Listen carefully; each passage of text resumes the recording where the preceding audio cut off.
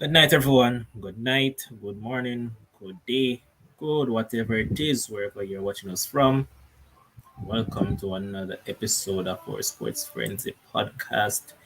And as you can see, I'm here by myself for now. Hopefully, I'll be joined by a few of the fellows shortly. But you know that earlier on today we had a show as well. We had a combined 11 of the FA Cup semi-finalist. And if you guys haven't seen that video as yet, I suggest you go and watch it. Yeah, I know that some of the Chelsea fans won't be happy about it because none of the players on their team could actually make it into the 11.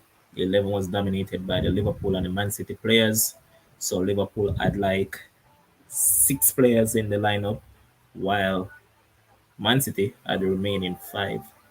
So again, if you guys haven't seen that video as yet, you guys can just jump on back and go and watch it. And I hope that you guys have had a good Friday so far, as it is known as, and I hope that you guys are in a celebratory mood and just do some self-reflection for those who was at the day off. So hope that you guys have had a good day, and now we're here to just top the day off for you guys by giving you some of the best analysis in the football. We'll tell you about the games coming up in EPL over the weekend and looking forward to some interesting things that lies ahead.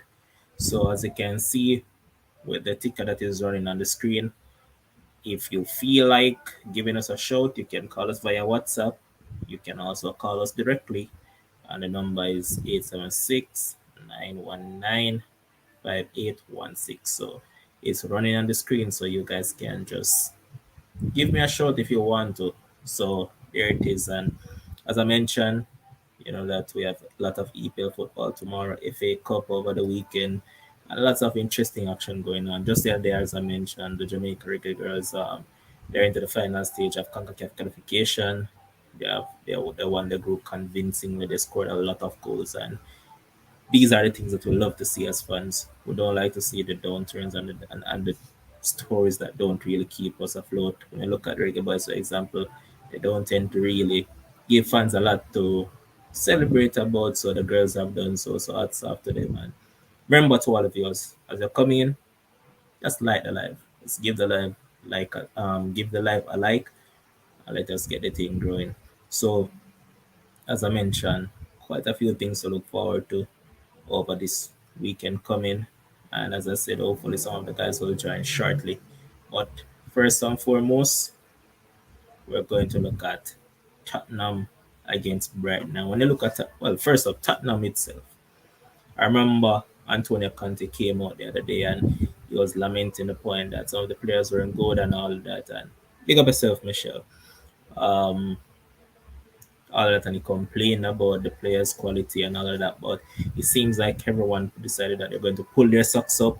And if you look at Tottenham now, Tottenham is playing some good football, really good football, and it's something to admire about them.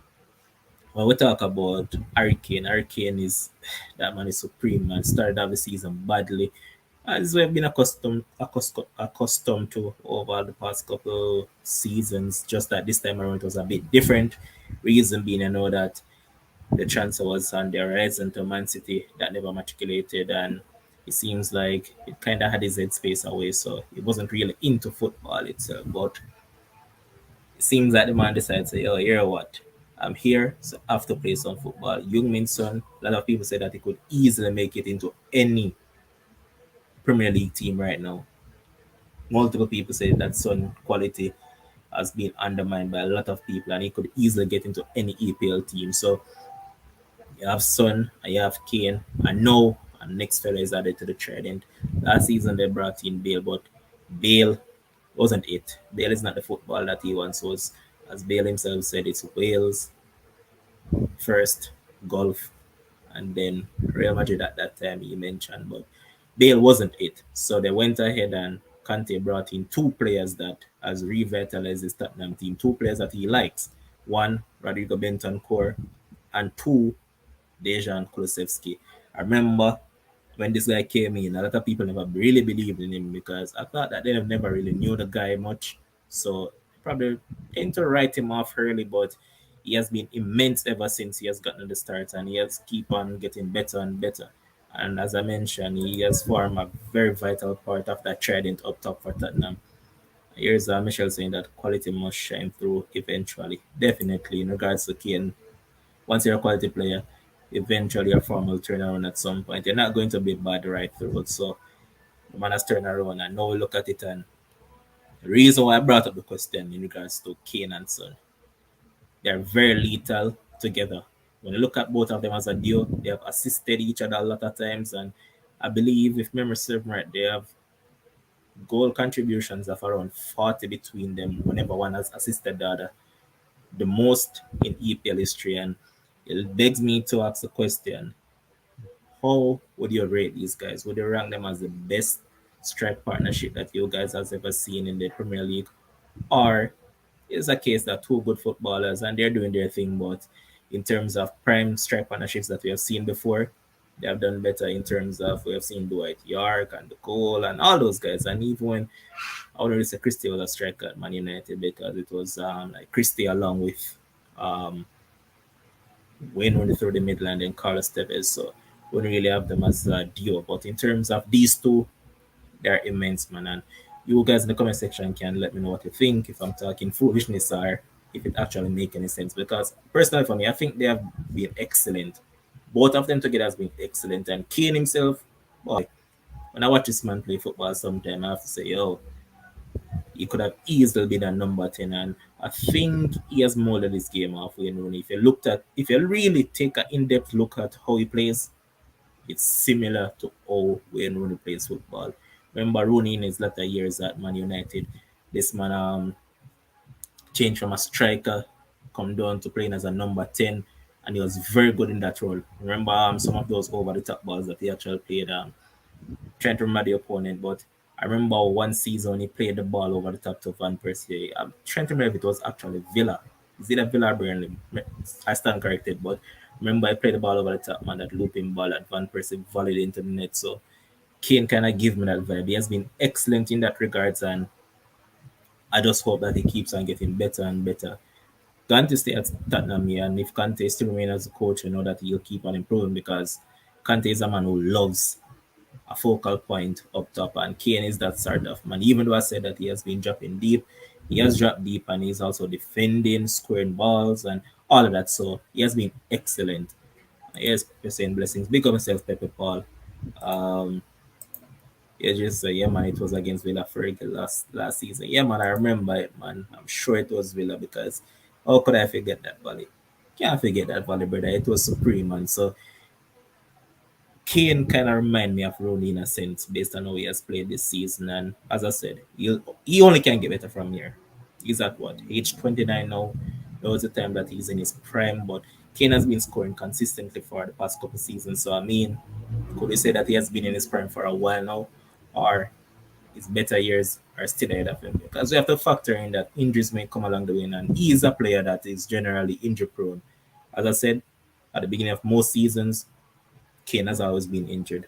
This time around, he wasn't, but as I said, different things came along the way that actually never made him started the way we expected him to start. So that is one thing to look forward to there. So our Kane supreme striker.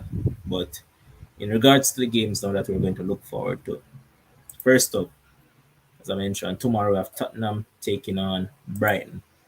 And when we look at this game itself, Tottenham is a team that is in form and on form. Brighton, they got a good victory last time out against Arsenal, but could this just be a one-off win for them and they don't win again because they're draw specialists of the Premier League? We know this much. All Brighton does is draw. Otherwise, some that they just pick up hills. So tomorrow it will be them against Tottenham. And if you look at the farm book, Tottenham has won fourth of their last 5 games. When I look at Brighton now, Brighton has lost three, won one, and drawn the other. They're languishing in 11th place and 37 points, while you know that Tottenham is up in 4th place on 57 points. So this will be an interesting game. This will be a very interesting game. So I'm looking at it from a lot of angles, and could it be a case that Tottenham momentum will continue, or Brighton can put a hole into them, ride the wave of beating a London team the other day, and just say, all right, you know what? Now is our time to get back on track with some W's. because we have been long in the dungeon with some L's and some D's. So now is the time for us to really get back there. But Michelle was asking a question. She was saying that I was asking myself the question: Son and Kane or Vinicius Junior and Benzema? That's a question for you, the viewers. So viewers, tell me which one you guys rather: Son and Kane as a partnership or Vinicius Junior and Benzema? Which one you think is the more lethal of those deal? And I said, Latoya, good night, Latoya. Big up yourself. But as I mentioned, we look at the farm book, everything right now is going in the favor of Tottenham. They have been playing some excellent football. The centre backs have been doing quite well. The wing backs has been doing well. As I mentioned, midfield, Benton Core and Hoybier has been playing good. Even when I look at the forward line, them themselves has been doing well. So this is really one that is interesting because at the end of the day, you know that at some point in time, you have teams that even though they're on a big run, they're going to face an uphill task and they're going to get an L. We have always seen this happen. Barcelona, for example, Barcelona was on what 14 to 15 match unbeaten run, and that was snapped earlier this week by Frankfurt. Um, so, Michelle, to your question, I can see Lata is saying that Vinny and Benzema. Pepe Pa is also saying Vinny and Benzema. And as you can see on the screen now, we're now joined by the voice. Oh, go on, bro. Thing bless. You're muted. Yes, sir. Good. So, Michelle asked a question earlier. She was asking that Son and Kane as a duo or Vinicius and Benzema. Which one would you take? Me personally, Son and Kane for me. Because I think as a dual threat, they're better.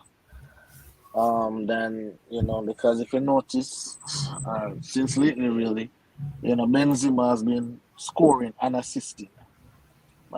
Kish, big up yourself. But freaking Hurricane and Son, both of them been assisting and scoring. But I don't see Vinny scoring a lot since lately. He's been assisting here and there. But I think he's a bit, inconsistent. But I think Hurricane and Son, and we can attribute it to a lot of things. They play a lot of games together. They're more familiar with each other. The system that they're playing no more suits them. We can attribute, but I just think that as a duo, I think they are better together for me. And as Adlam saying his Son and Kane for him, Adrian is also saying Son and Kane. So, leave all those guys actually agree with us because personally for me, as I said, I'll take Son and Kane based on how both play together. And I was just here just looking at Kane and talking about how immense the guy is, man. It reminded me of Rooney when Rooney dropped back into that number 10 role in his latter years at United. And I remember people wrote off this striker at the beginning of the season. Even when you picked him in a draft team, a lot of people laugh after you saying that where you're going with that man. But true Yeah. quality always come to the fore. Mhm. Big up, Absolutely, absolutely. big up to Adrian, as I mentioned, Adlam, Dale Francis, big up on yourself. But game that we're now looking at is Tottenham against Brighton. As I said, Tottenham has won fourth of their last 5 games, while Brighton has just gotten one win and a draw in their last five, with along with 3 losses. Come tomorrow, do you think that that victory over Arsenal can push Brighton to a little bit further in terms of confidence wise to get a W over Tottenham? I think that Tottenham has too much quality, especially that front three for them. I think right now, honestly, I think right now, over the last 5 games, I think Tottenham is playing the best football right now. Right, and when I say best football, I'm not only talking about wins and losses. I'm talking about style of play. I'm talking about the coaching. Everything that comprises of a good football team. I think Tottenham is exhibiting that right now. Obviously, Man City doing their thing, Liverpool doing their thing, but I think right now Tottenham is just on a different kind of high, where the confidence in the team. I just say the confidence in the team is very good, and they're going out there executing. I'm not Conte biggest fan. I'm not a fan at all, really. And they've been going really and really well, and it look like they're going to secure that top four spot. I see Arsenal fumbling as usual. Let's not talk about you guys, Manchester United. But uh, it's looking like it's going to be a Tottenham win. Brighton, it depends on which Brighton that showed up. I think the Brighton that played against Arsenal, I think they played some really good football. But listen, I always talk about the laugh averages and the amount of games them lose and draw and all that stuff. They were due, one of those games, and what better way than to make it be against Arsenal? The fans were really happy, really celebrating. Yeah, top four.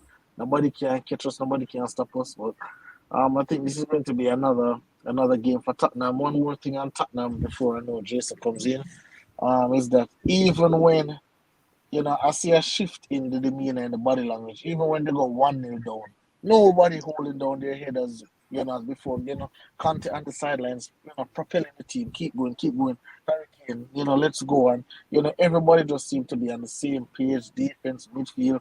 And Tottenham is not no world beater team, but the way how they're playing right now, and they're really and truly hard to beat, and I think they'll brush aside little baby Brighton. All right. You forgot to give us your scoreline, bro. Pepe Paul is in the comment section. You know that man loves the betting. Uh, I, I'll go 3-1, 3-1. Spurs. Okay. Jason, welcome, bro. Welcome. There, brother. All One day I right. work. Yeah, man. Realize it, man. Um, Tottenham against Burnley. You're a man that follow these things closely, and that's why you call yourself, and that's why you're known about as a statistician. So, statistically, when I look at both these two teams, who has the edge going into this fixture? Well, of course, Tottenham are the team in form right now. Talent-wise, they're better than Brighton. Performance-wise, they're better than Brighton. Results-wise, they're better than Brighton. So right now, this match can only go one way.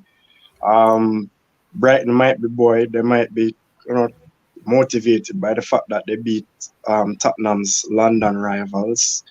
But I mean, Arsenal didn't really have a good record at the Amex, so that actually went true to form. But as what Kev's pointed out, now you just see a different demeanor with Tottenham right now. Tottenham's front three, which many have regarded as the best front three in the league right now, they are just playing some close to unstoppable football. But one thing that we can note, and probably what has been a pattern of Brighton's season so far, is that against all the teams in the Big Six, they have averaged about 12.1 shots per game against the Big Six. So they always want to kind of take it to them. But I think overall, Tottenham's quality will tell. So I will go with a 2-1 scoreline in Tottenham's favor. All right, so Adlam said that 2-0 to Spurs, and Pepe is saying that I already bought Tottenham to win and over 2.5. Not a bad pick. Good pick, that boss. Can't lose. All right, so Michelle is asking which team have the better part for the rest of the season, Tottenham or Arsenal. We'll get there because I have the images for it. But we'll just move into the next game, and this fella just came out brightly and said that your side is struggling as if it's not his side too. But United, that is, they take on Norwich. Only thing that I'm happy about is that one, Nemanja Matic is leaving at the end of the season. Two, I see Alejandro Garnacho on the bench. Three, I also say Hannibal. Four, Freddie's out. Five, McTominay is out. I'm just so sorry that six, Makoya wasn't, and seven, Cristiano. But they take on Norwich tomorrow. When I look at this fixture, um, based on how both teams have played, and I see Dean Smith talking about Storm saying that he saw how um, the previous team that they play got the better of us, and that is exactly how he'll come to play the team tomorrow. So when I look at the game overall, do you think that United has what it takes to beat this Norwich team? I think that Norwich will be buoyed by their 2-0 win over Burnley to get the better of United.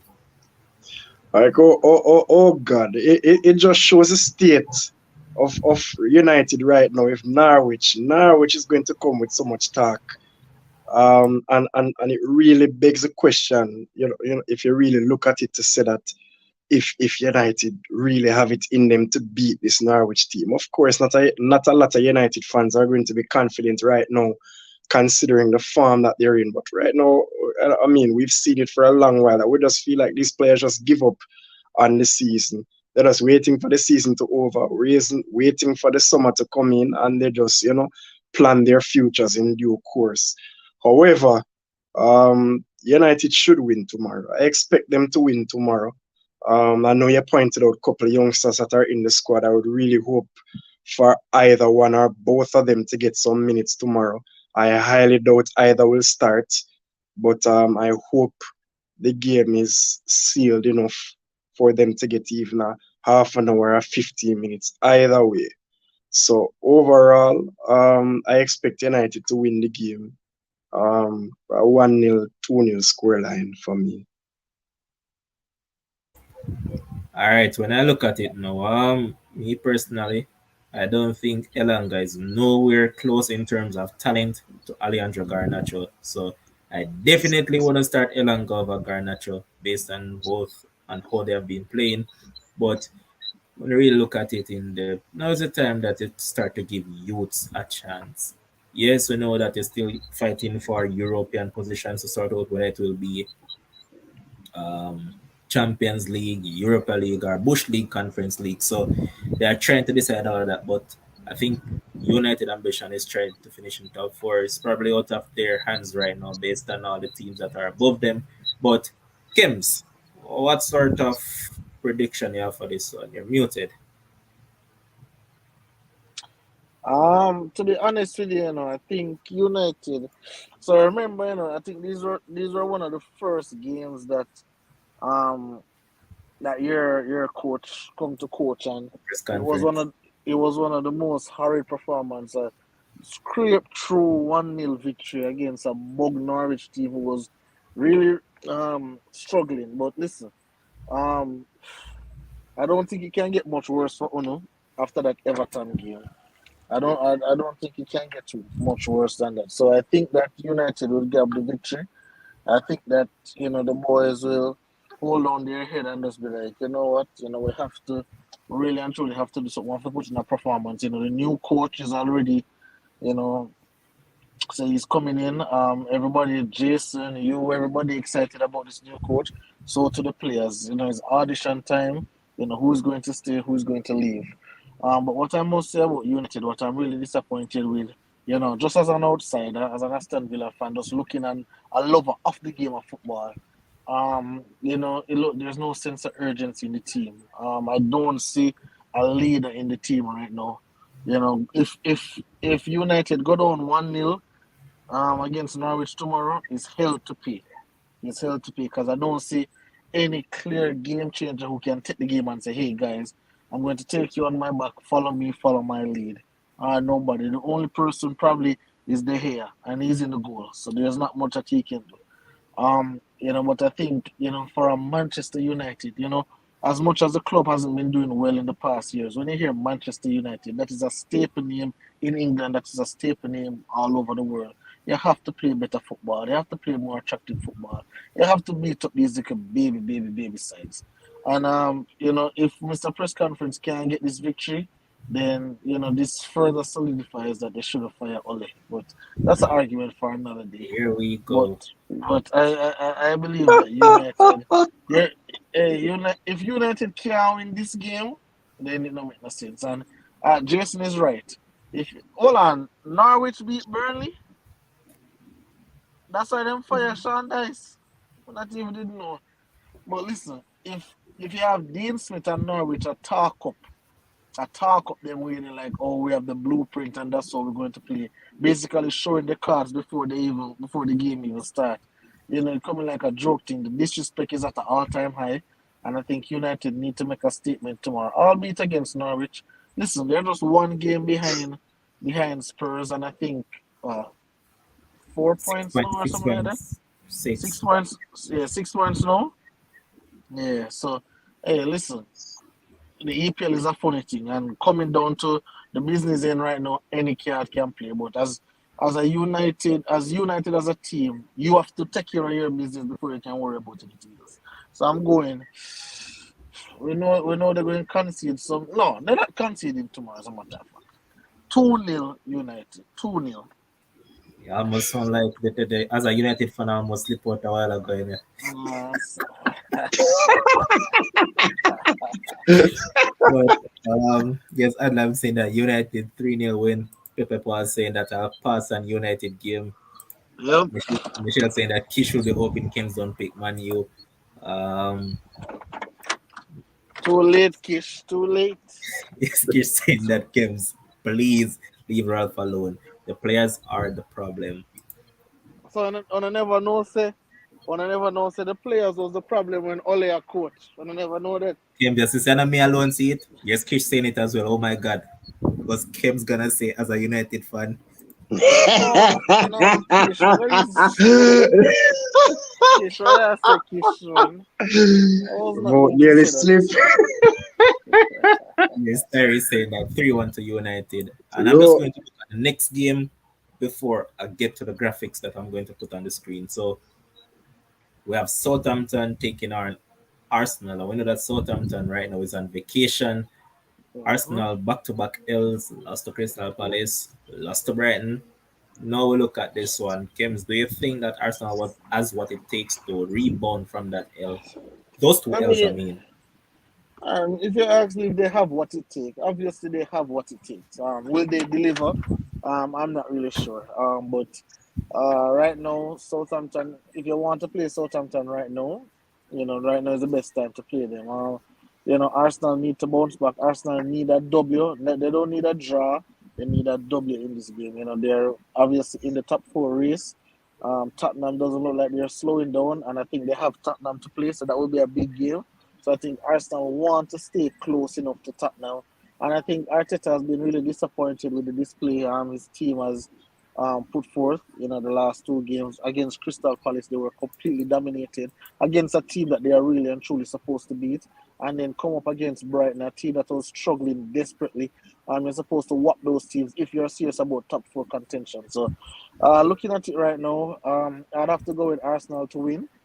Um, I wouldn't be surprised if Southampton get the draw. Because Southampton is annoying like that. One of the world pros free kicks, and then get a 1-all draw and call it a day. But I'm going to go Arsenal 2-1 for this game. Adlam agrees with you that Arsenal to bounce back 2-1 win, and Terrace is saying that 2-all draw. And Jason, how you see this one going? well, my grandmother always tell me, say, sometimes you have situations where when it's good, it's going great. Or when it's bad, it's horrible. And I don't think there's any other appropriate saying that can go towards Southampton right now. If you look at Southampton last 15 games, and I can break them down in portions, the first 10 out of those 15, Southampton lost one out of those 10. The last 5 games Southampton have played, they have lost 4 out of the 5. Hmm. So including that big old spanking against Chelsea. So you can literally say that Southampton, just as what you point out, is literally on vacation right now. Arsenal is probably going to want to. It will be a tight game, however, Southampton will make it difficult for them. I think where Southampton might be outdone is set pieces. They've conceded a league high 12 headed goals this season. So I think that is something that Arsenal can exploit with their centre halves. But I see a tight game, a tight win in Arsenal's favour. So I would go 1-0 to the Gunners. Michelle saying that Arsenal win. Adrian saying 2-1 Southampton. And here's Terry saying Statman Jason. But I'm just going to bring up the graphics on the screen now. And here's the first one. I hope you guys can see it clearly. So the first one on the screen is you can see the points table. So Tottenham has played 31 games and they have 57 points. Arsenal, they have played 30, they have 54 points. West Ham has played 32 and they have 51 points. Man United has played 31 and has 51 points. I brought this to you guys' attention because give me a second. Let me get the next image. So here it is coming soon.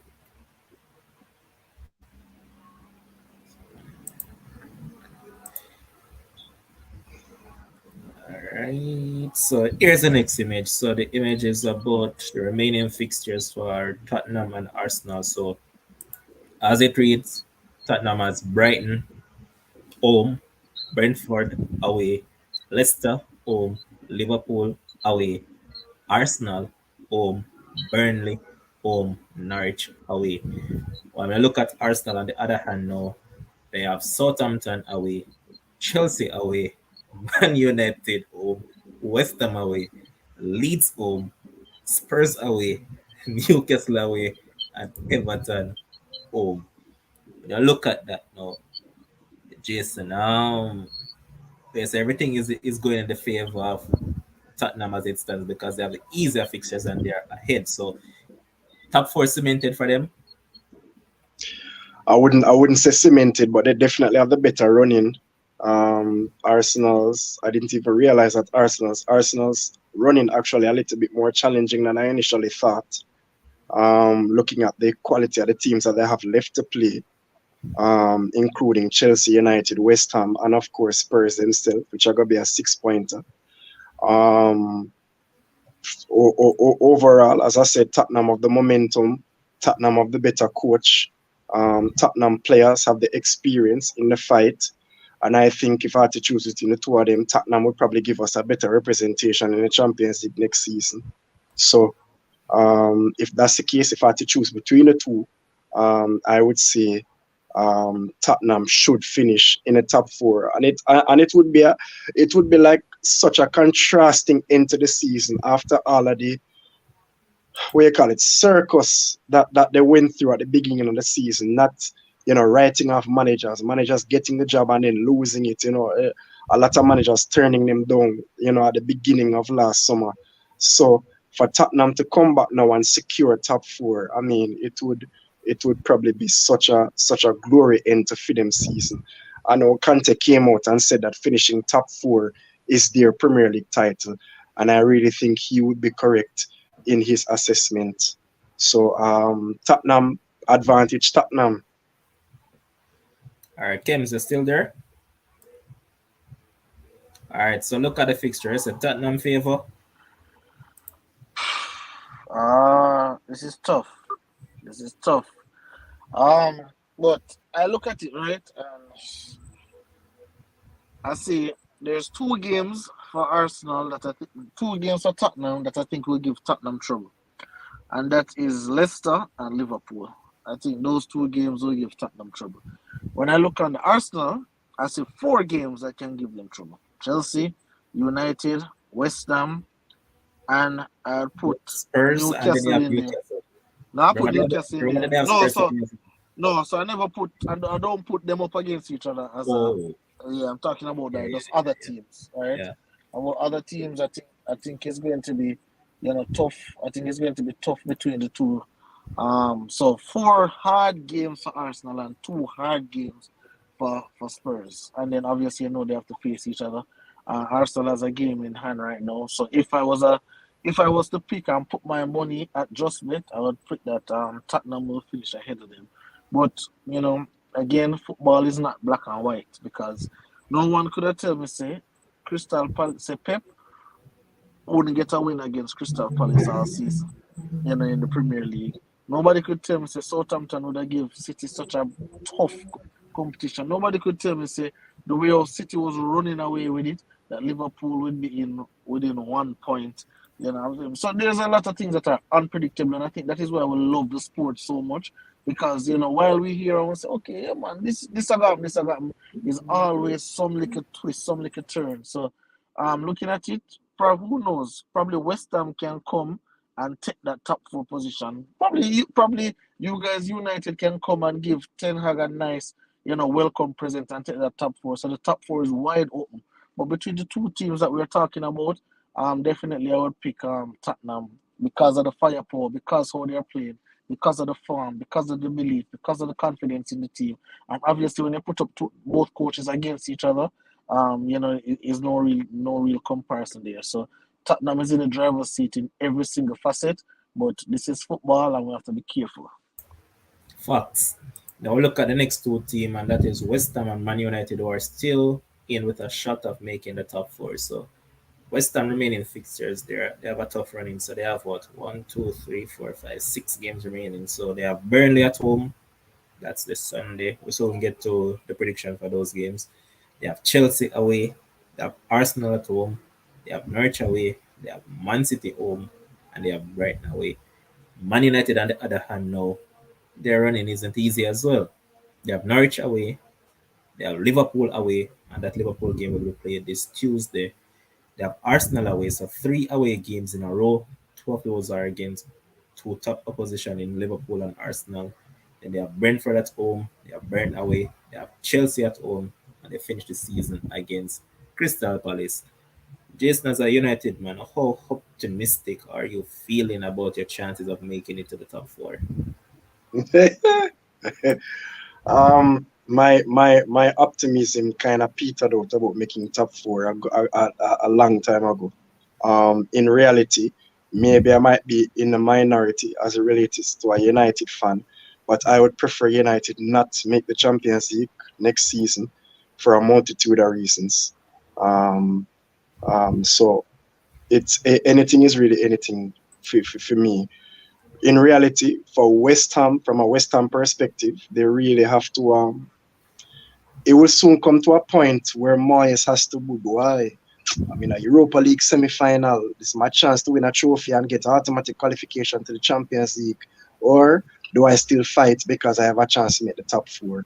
So I really think the easier option for Moyes to do is just keep himself in a European place, not necessarily fighting for the Champions League, and just try to maximize as much as possible on winning the winning the Europa.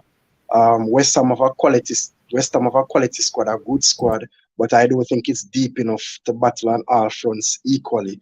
So at some point he has to, make a decision about, it's either one or the other.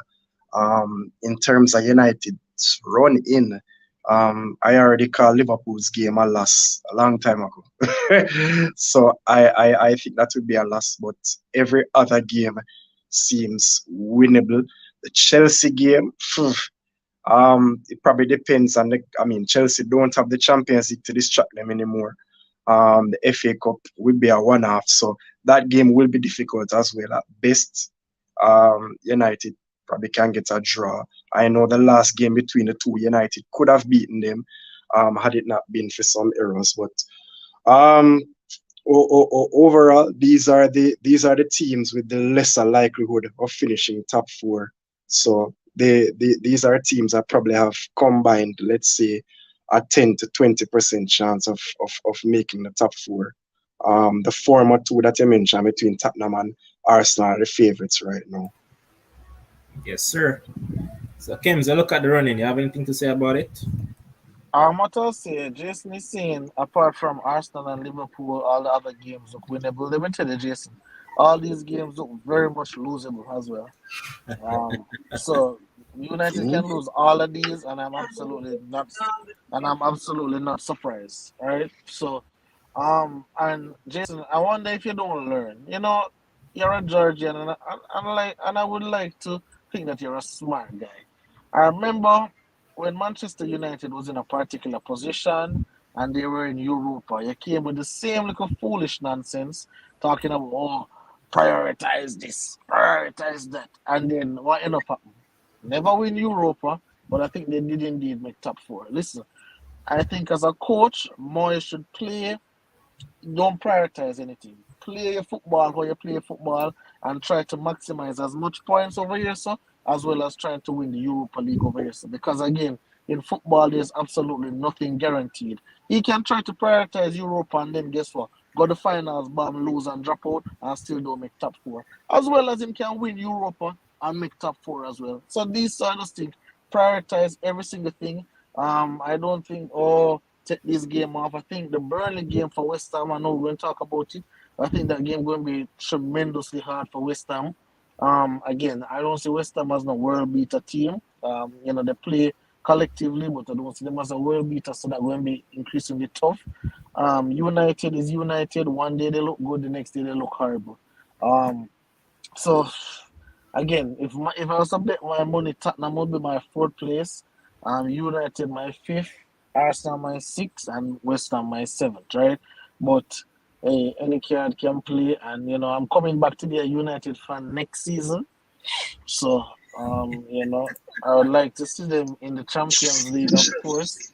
But if they don't make it, then more time to focus on the other stuff. So you hear that, Kish? James is coming back next season, so ensure they shift over on the seat and give him a cheer. Yeah. But here's Owen saying that I agree with him. So I want Moyes to still go for top four because I want them to take points off City.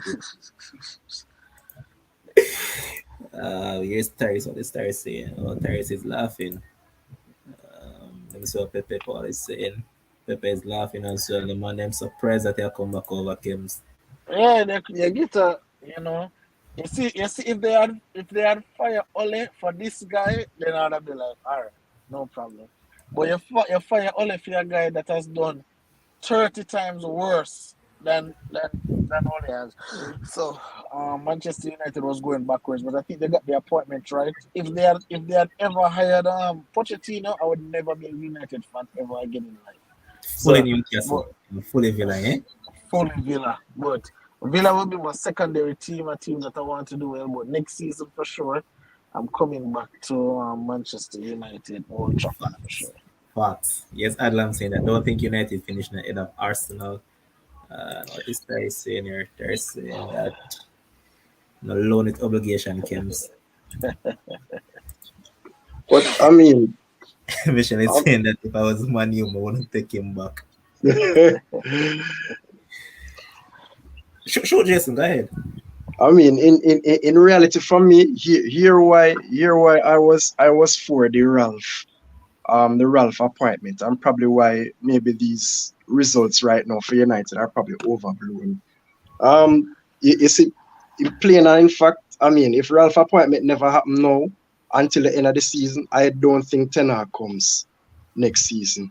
So I Fact. think that they just had this pathway to just know, say, make we just get one man to see out the season, give him consultancy, because anybody who has followed his career knows he has a greater legacy as a sporting director, and Facts. that is exactly where he's heading. So I think it needed to happen, appointment or else, so that Tenor can come in next season. That's just me. Probably there's another theory, or probably would have materialized otherwise, but that's just how I see it.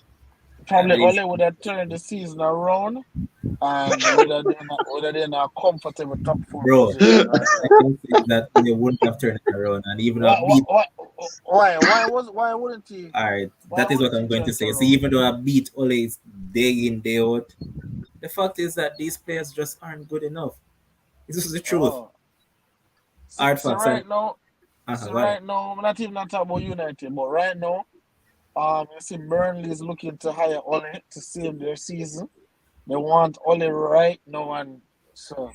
eh, No, that I really link that. That's a Oh, real link.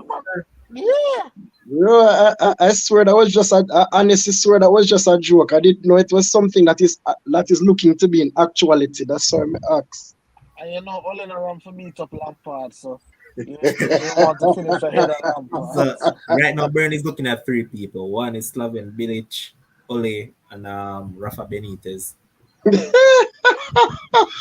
What a gimme it will be All that right. the same man that got Everton in the position that they're in. Yes. All right. Burnley Go and ahead. save it.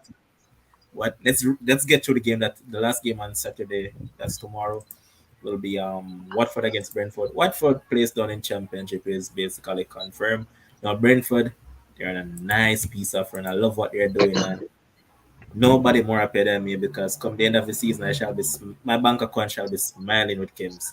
So they're gonna have 4 out of their last 5, and they're going great because Christian Eriksen playing some good football. Now, well, look at them, Kims. What you have to say about this team? Well, first of all, let us be clear. You already said on another podcast that you're not about to take my money. If you're sorry for Really? that, yeah, if you get, if you get, I'll find it back. You know, I think it was like 4 podcasts ago. You say, you know what? Let him know about to take your money out. More yourself up, brother. You see, because we made the bet on here, the bet has to come through. But in this game though, you know, I think Brentford, I think that little insertion of Ericsson has been, you know, has worked wonders for them. You know, Yes. sometimes as a team that, you know, just coming to the Premier League, you know, after you get off that high, you need something else to propel you over the top. Yeah, because you see Brentford, they started to, you know, reel and fall back down and so, and then, you know, they get a new life with Ericsson, a playmaker, you know, somebody who a lot of persons say that, you know, he's indeed world class.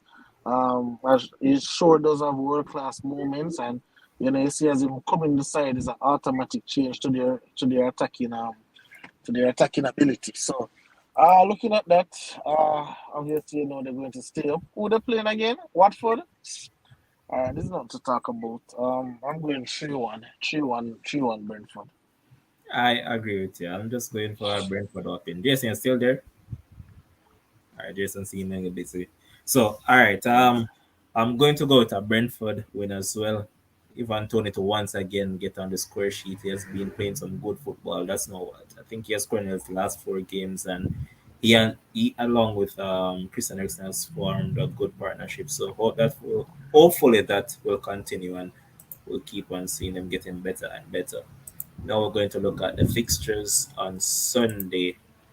And first up, the same game that we were just mentioning about West Ham and Burnley. So Burnley got rid of Dyche. We're going to stick there for a minute, Kims, because over the years they haven't really supported the guy. And this guy has, I don't know how he does it, but he always kept them up in the Premier League. He has been there for what, 9 seasons. This would have been a decade since he has been at the club. And he always find a way to keep them in the league. This time around, they never spent on any play. Well, they only signed Maxwell Carney and they went for the striker from Wolfsburg. So I think Hold that on, will be, didn't they sign Wakehorse or whatever his name is? yeah, man, Wolfsburg Oh, striker. You see him. him. Oh, okay, okay. So yeah, look at it. They signed Carney and they signed Weghorst. Do you think that they supported him enough, or do you think that it was just a case of I think you have run your race and you can't get us any further. You have done your due diligence has been done, and now it's the end of the road. Or you think that they could have just give him a little bit more to see if he could actually turn the season around? I mean, again, obviously, you know, we're indeed speculating here because I don't know what's going on in the locker room. I think in the locker room has a lot to do with it. I don't know if his voice resonates the same way as it once did before. But I think in a relegation battle, after beating Everton, coming from behind, winning 3-2, Crazy. I think losing to Norwich is absolutely unacceptable. And you know, seeing that, and obviously, you know, again, and I haven't used a relationship analogy in a while, so I use one now. Right? If I'm in a relationship for 9 years, and all the 9 years great. I had fun. I was in love. But this year now, there are just some things that I just can't deal with anymore. There are just some deal breakers that is just too much for me. I'm not going to look at it now and all right, well, she was good for 9 years. No. I mean, if it's not good for me, and I think that is where I think Burnley just reached their ceiling with Sean Dice, and they just say, hey, you know, I think we probably need a new voice. You know, we need someone new calling the shots in the locker room because listen, if you're in a relegation battle, you just beat the side we are really fighting against. And then now you get a little baby side for beat up. You know, there is absolutely no excuse. I don't want to hear anything. There's no excuse. And listen, you can't fire all the 11 players on the field and and the bench and all of that. But you can fire the coach because the coach is only one man. You know, so he's always going to be the scapegoat, always going to be the person where you get rid of easily. And you know, I think it's just time for him to go. What he has done with Burnley has been really good. He came in, he picked an identity, he stuck with that identity, and that identity worked for a very long time, and that is good. But now, if you realize where football is going, it's going into a total different direction. And you know, if you play all this boring football, see, Atletico does. get knocked out of Champions League with boring foolishness. So if you come and you play this boring football, then you're going to end up in the championship. And I don't know if Burnley going to go. If they indeed go down, I want to see what kind of football they're going to go down in the championship and play. So, um, as it relates to that, I think it was really and truly time for him to go. And then you can look at it on the other side and say, hey, they're in a relegation battle. Do you really want to make unrest everything? But then again, always two sides to the coin. I believe it's time for him to go. I think the players tired to hear him voice. I don't think he can give them any other scenario. I don't think he can continue to motivate the guys. So give him a new voice in there and let them go out and try and make a run. And here's Adlam saying that you can't lose to Norwich like that, trying to save the season. I think the board accept that they're going down, so get a new coach in early and prepare for preseason.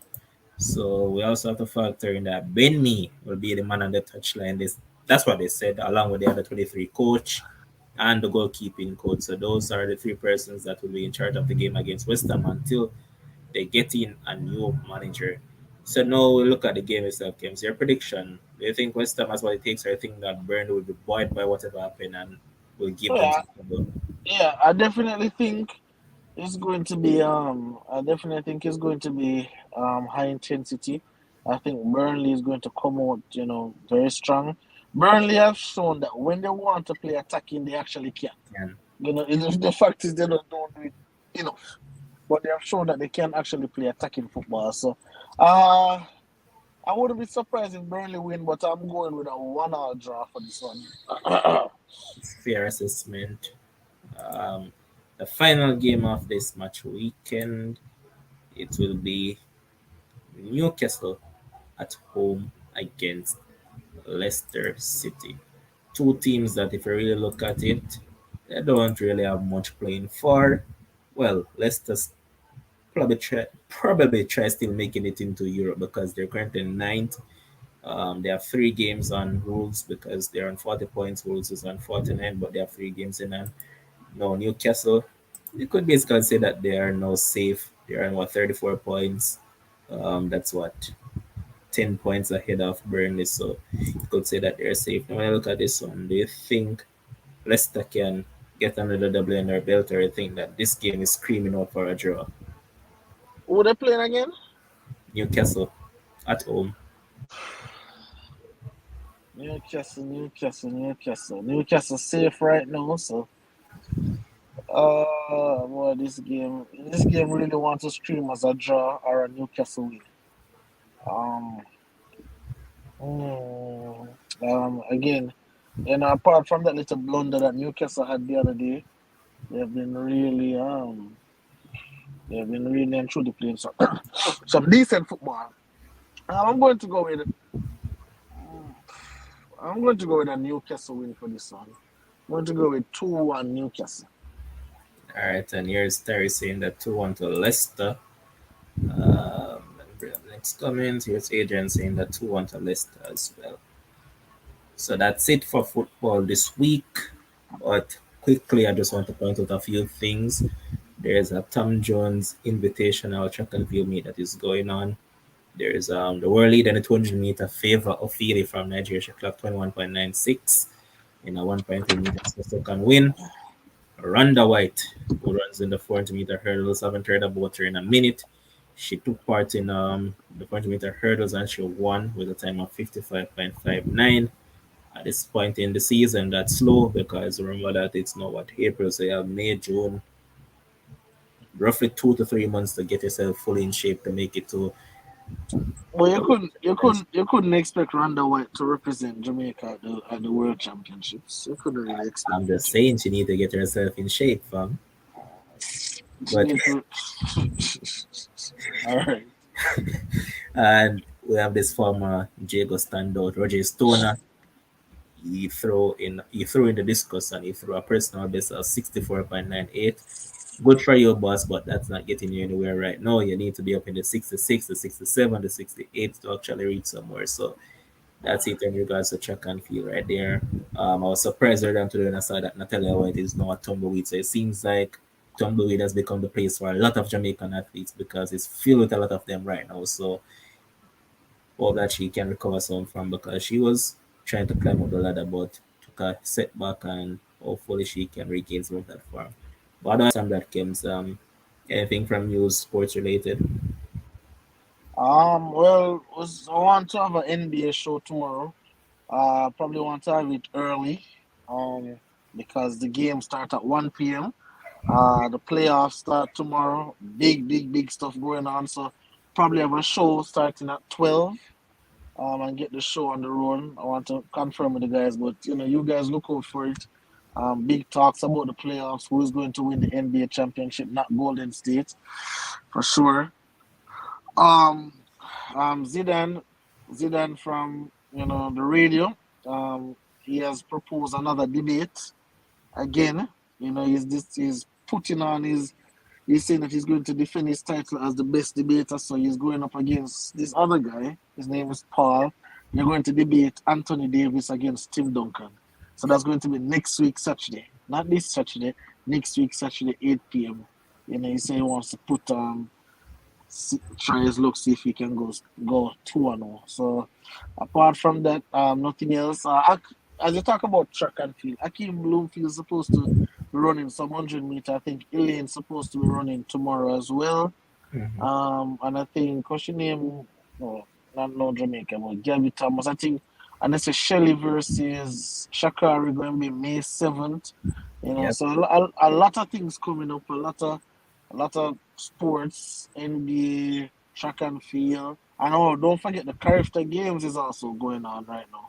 Correct. Carifta Games, and I hear that finally Liston won't get any beaten, so she can join the lovely 4x1 team and let us get that record. Oh, last thing, Levon. So remember we were talking when they were saying the Clayton Twins season go till August. Yeah. They have actually the same under 20 championship day. It's actually in August. So, Oh. yeah. So I was thinking it was the world champs, but is that I don't know if they're going to the world championships. I heard that they're going to go to trials, both she and Liston, but who knows? All right. And hopefully you can see this clearly. Yep. The Hawks win. They're leading with a couple minutes to go. How much minutes? All right. So 2 minutes remaining. Cleveland And Walkless. guess who came up big? Let me see if you can see it. There it is. Hold on. Oh, that Trey Young. Yes, 33 points. The man turn it up one time. The man was 9 points from 4 for 30 in shooting. The man Well, turn it. Cleveland is closing back in because it's now 97 to 100. So let's see. But All right, boss. interesting game, man. And big up to everybody. Big up Kems. Big up Jason. Big up to our producer Josh Crown. Big up to all of you, the commenters that were here with us.